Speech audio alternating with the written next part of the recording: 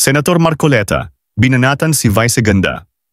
Ikaw nga hindi mo malaman kung babae ka o lalaki. May problema siya sa sarili niya eh. Hindi niya malaman kung lalaki siya o babae siya. Dagdag pa nito. Hindi ka ba makakapagpatawa nang hindi ka mga alipusta ng kapwa mo?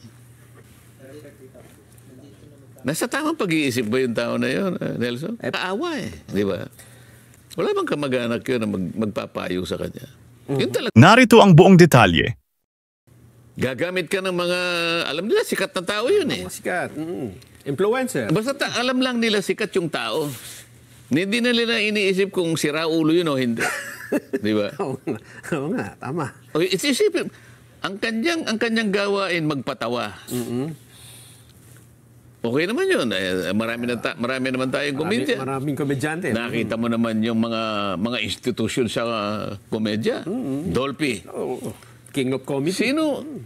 Sino ang makikipagdebate na yung mga tao ngayon nakapagbigay ng talagang kasiyahan, pagpapasaya sa marami nating kababayan? Lalong-lalo na sa kahirapan ng buhay, di ba? Panchito, di ba? Aping Daldal, Chiquito, marami.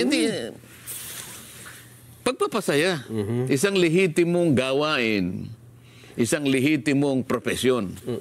At talaga namang kailangan ng isang lipunan. Alam nga naman, puro lang tayo kalungkutan naman. Hindi naman pa pwede yun.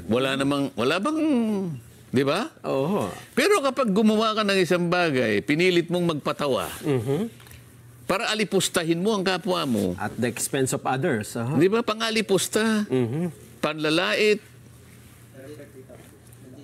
Nasa tamang pag-iisip ba yung tao na yun, Nelson? Parang binanggit nyo kanina, parang Pareto.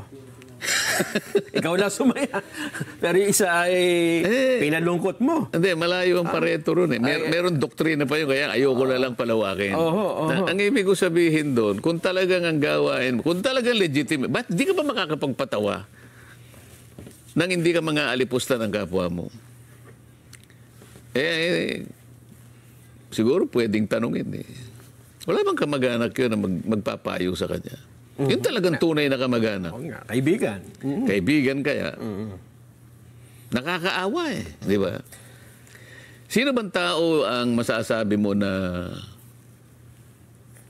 walang kapintasan? Lahat naman ng tao. Tama naman. Pero Huwag mong gagawing katatawanan. Huwag mong gagawing katatawanan yun eh. Lalong-lalo na ikaw ang pinakamaraming kapintasan. Halimbawa. Sa bagay, Siya nga, may problema siya sa sarili niya eh. Hindi niya malaman kung lalaki siya o babae siya. Problema yun. Alam mo, sa psychology, ang tawag doon yung cognitive dissonance. No? Marami tayong masasabing doktrina eh. Ang katapus-tapusan lang yan eh, dapat para ang ating bansa ay maging progreso. No? Lahat tayo. Ano man ang profesyon natin, magpakasigasig tayo, magpakasipag tayo,